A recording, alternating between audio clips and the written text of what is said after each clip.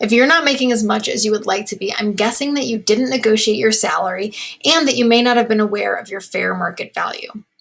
So your fair market value is how much you should be earning based on a number of factors like your level of education, years of experience, how many direct reports you've had, and a number of other things. You can find this information on a variety of different websites, and I've listed some here, but these websites will give you an average salary range, and the best way to get information is directly from the source. But you might be thinking, Jamie, no one's going to tell me their exact salary. And you'd probably be right, but I'm going to tell you how to get around that. So what you want to do is reach out to people directly who have the titles that you're pursuing, either at other companies or at large companies where there are different positions that have the same title in different departments. So reach out to these individuals and ask if they'd be willing to share their experience. And let me know in the comments if you're interested in a video that goes through exactly how to get people on the phone if you're having difficulty doing that.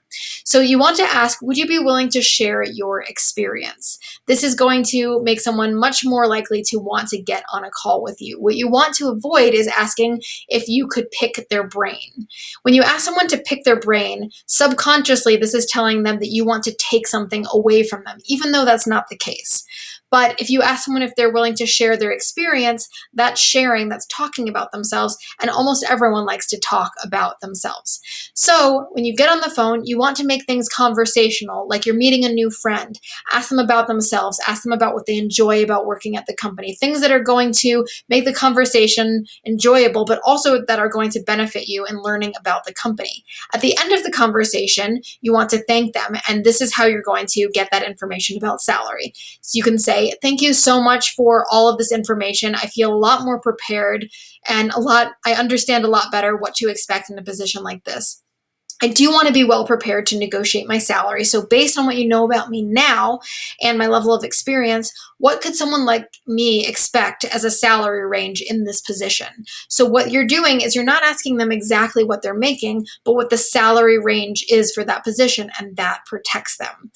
So if you would be interested in learning more about interviewing and salary negotiation and how to get more of what you want, check out my room on Clubhouse every Tuesday at 2 p.m. Pacific, 5 p.m. Eastern, where we talk about all of this and more. Hope you have an amazing Thursday and a wonderful rest of your week.